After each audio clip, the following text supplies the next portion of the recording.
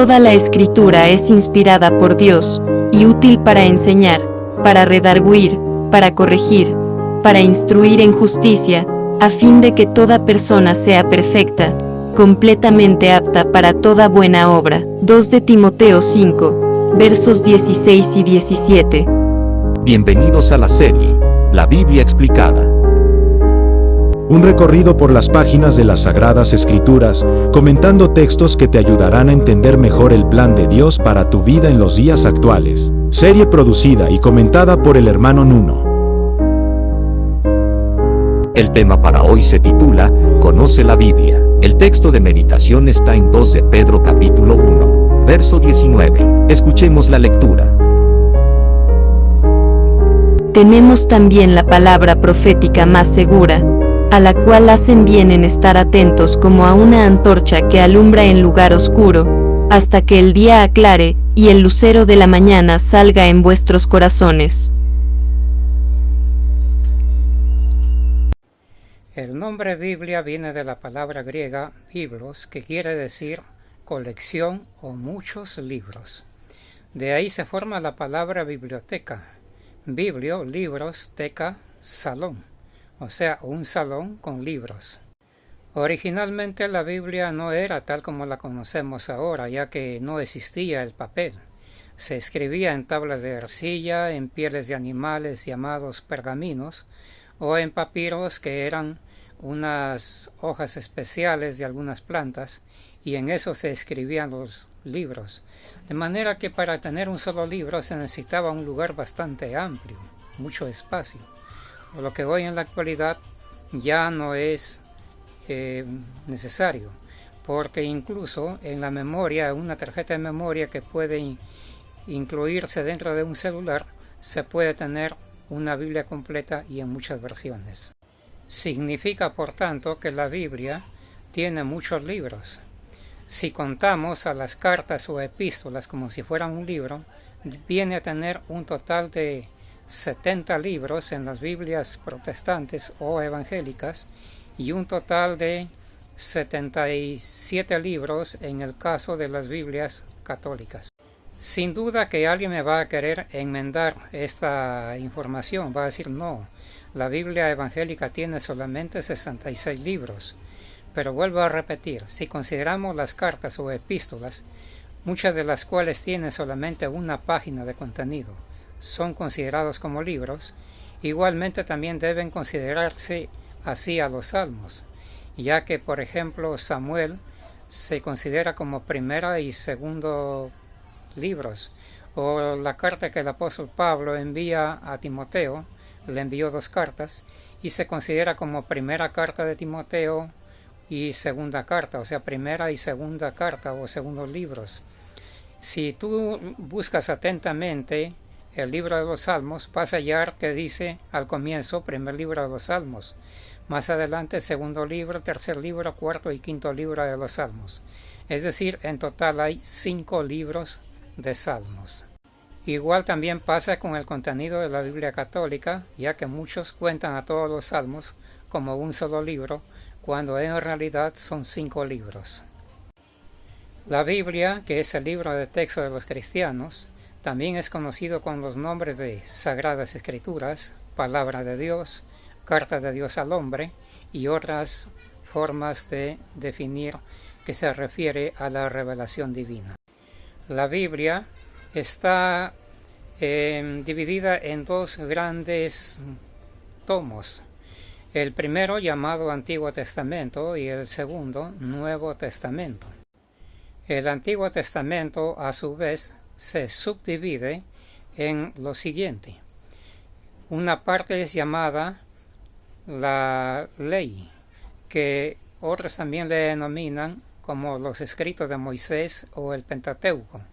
Penta quiere decir 5, por lo tanto son 5 libros que escribió Moisés. Repito, se le llama los libros de Moisés, la ley o el Pentateuco, que ambos tienen el mismo significado. La segunda parte en que ha sido subdividida el Antiguo Testamento son los Salmos. En los Salmos están incluidos los libros de Proverbios, de Cantares y cualquier otra composición que tiene que ver con alabanzas a Dios, poemas o también con refranes, que es lo que hoy en día se llama a los consejos que dan mucha sabiduría.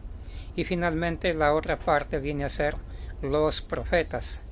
Profetas se subdivide a su vez también en profetas mayores y profetas menores.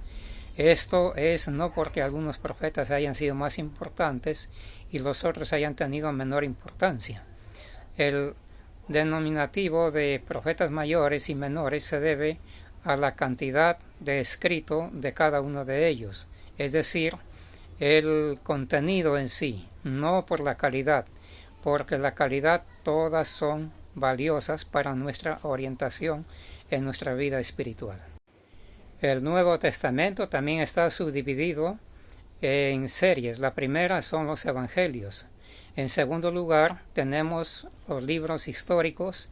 En tercer lugar las cartas o epístolas y finalmente los libros proféticos. Pero debo mencionar que todos los libros, tanto el Antiguo como el Nuevo Testamento, contienen entre sus páginas salmos, también contienen proverbios, contienen profecías. No necesariamente está limitado a lo que la definición lo ha subdividido.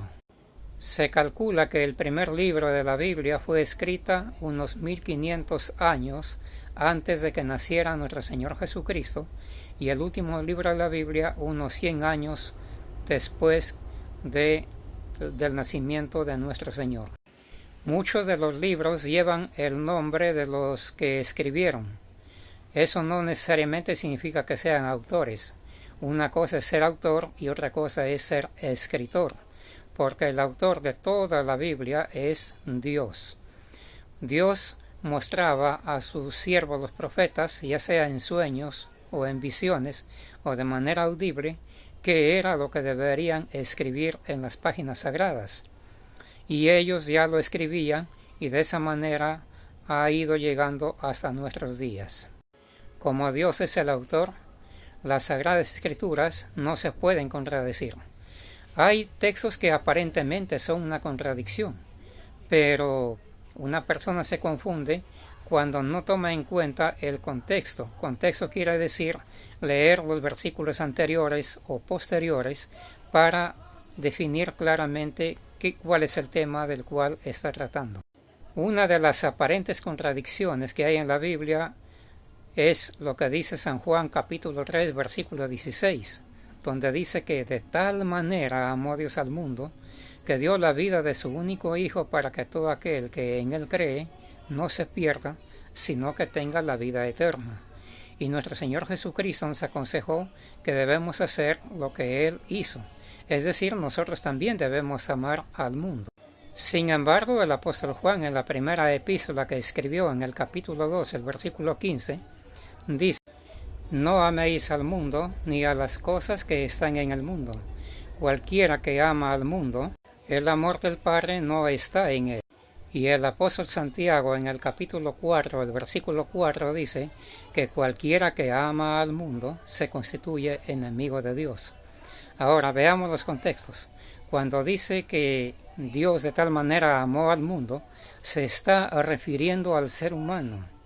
Y cuando Juan y Santiago dicen que cualquiera que ama al mundo se constituye enemigo de Dios, se está refiriendo al pecado o a las prácticas pecaminosas, a los tesoros del mundo, a las riquezas materiales que nos apartan de Dios. Para finalizar, te voy a comentar que todas las Biblias dicen lo mismo. Simplemente que algunas versiones cambian las palabras, pero el significado es idéntico. Por ejemplo, en el libro de Génesis, unas versiones dicen: en el principio creó Dios los cielos y la tierra. Otras versiones dicen: al comienzo. La única que difiere bastante es la Biblia de los Testigos de Jehová, porque ellos lo han adaptado a su propia creencia. Que Dios te cuide y que tengas un excelente y bonito día.